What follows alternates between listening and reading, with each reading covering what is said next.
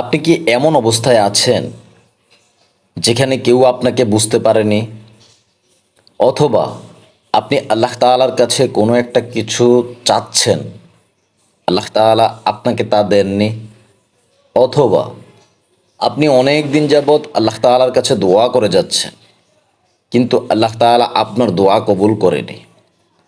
আপনি রাতের গভীরে কেঁদেছেন, হাত তুলে আল্লাহকে ডেকেছেন কিন্তু দোয়া কবুল হয়নি। মনে হয়েছে আল্লাহ কি আমার ডাক শুনছেন না? আমি কি এতটাই গুনাহগার? আমার কান্না ওকে আকাশ ছুঁতে পারে না? প্রিয় দিনী ভাই ও বোন, আজকে আমি এই ভিডিওতে আপনাকে এমন ছোট্ট একটা দোয়া শিখিয়ে দিব, যেটা করলে আল্লাহ তাআলা দোয়া ফিরিয়ে দেন না।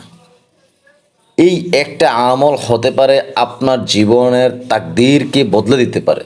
সুবহানাল্লাহ। মনোযোগ সহকারে সম্পূর্ণ ভিডিওটা দেখার জন্য বিশেষভাবে অনুরোধ রইল, এবং এইখান থেকে আমলগুলো শিখে যাবেন।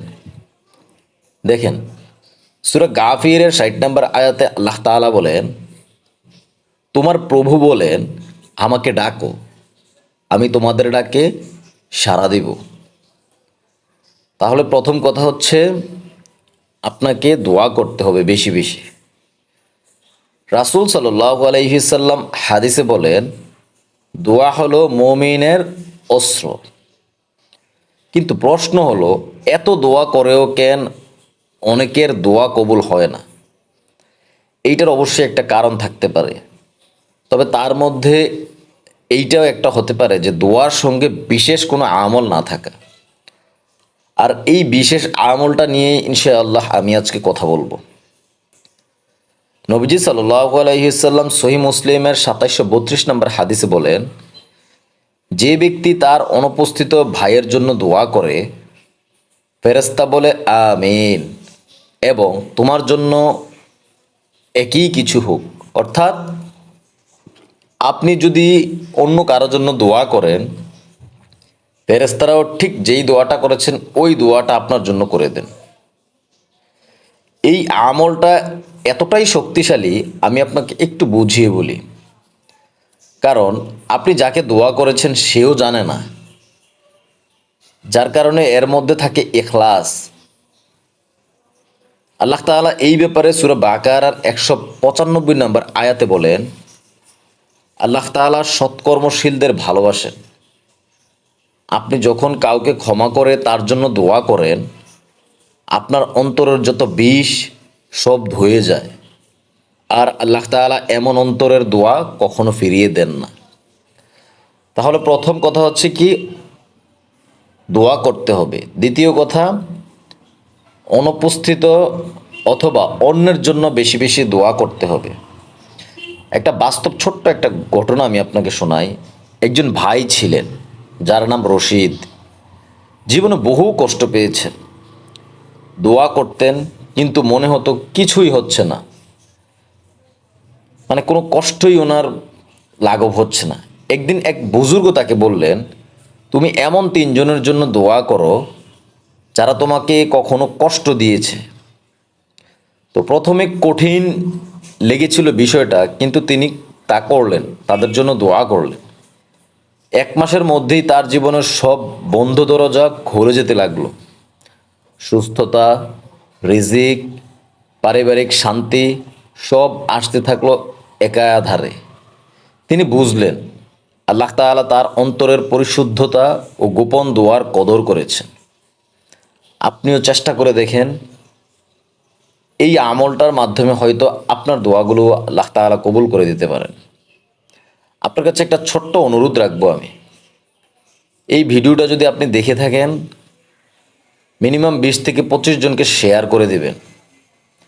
অনেকেই এই আমলগুলো জানে না। এই ছোট্ট ছোট্ট আমলগুলোই হতে পারে আপনার দোয়া কবুলের মাধ্যম, হতে পারে আপনার দোয়া কবুলের কারণ। আর সেটাই যেহেতু আমরা দেখতেছি, আমাদের উচিত ছড়িয়ে দেওয়া, সবাইকে জানিয়ে দেওয়া। আর কেউ যদি আপনার কারণে একটা ছোট্ট আমল করে, সেটার সওয়াব কিয়ামত পর্যন্ত আপনি পাবেন।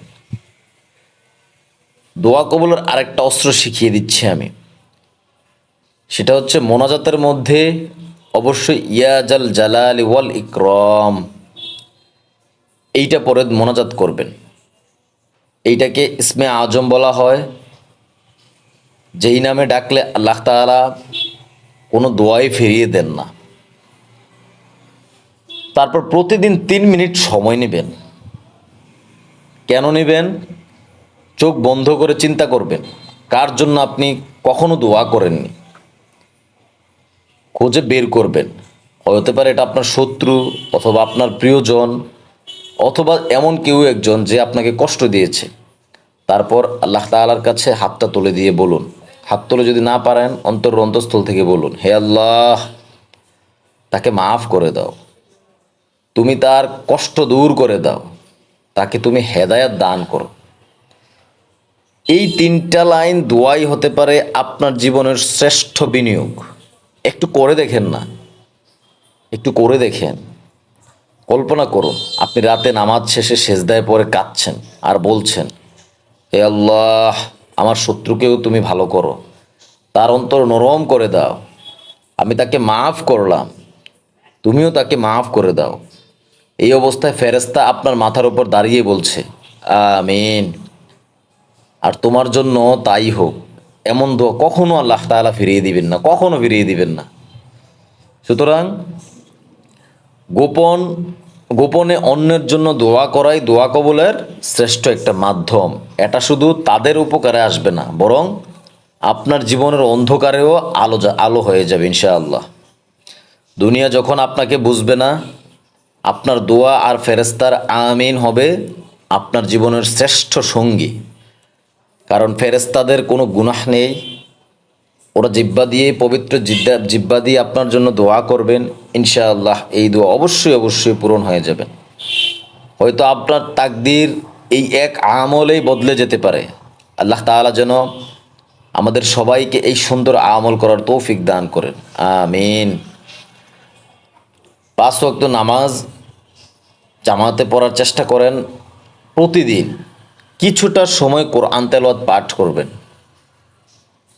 একটু কোরআন তেলাওয়াত আপনি টানা একটা সময় পাঠ করেন, করে দেখেন না এটার ফলাফলটা কী আসে। ইনশাআল্লাহ আপনার জীবনের সমস্যাগুলো এমনভাবে দূর হবে, আপনার দোয়াগুলো এমনভাবে কবুল হবে, আপনি নিজেও বুঝতে পারবেন না ইনশাআল্লাহ। আল্লাহ তাআলা আমাদেরকে এই সব আমলগুলো করার তৌফিক দান করুক, আমিন। আমাদের জীবনের সকল দোয়াগুলি আল্লাহ তাআলা কবুল করে দিক, আমিন। আমাদের সকল মনের আশাগুলো পূরণ করে দিক, আমিন। সারা দিন আল্লাহ তাআলা তওবা, ইস্তিগফার এগুলোর সাথে কানেক্টেড করে দিক, আমিন। সকল পিতামাতাকে মৃত্যুর পরে জান্নাত দান করুক, আমিন। দুনিয়াতে যারা অসুস্থ আছে তাদের সবাইকে সুস্থতা দান করে দিক, আমিন। এক বোন দোয়া চেয়েছেন, ওনার মেয়েটা এবার পরীক্ষার্থী। আপনারা খাস করে দোয়া করবেন যেন একটা ভালো রেজাল্ট করতে পারে, এবং আল্লাহ তাআলা তার কুদরতি হাত দিয়ে যেন পরীক্ষার হলে সাহায্য করেন, আমিন। ভালো থাকবেন। আসসালামু আলাইকুম ওয়া রাহমাতুল্লাহি ওয়া বারাকাতুহু।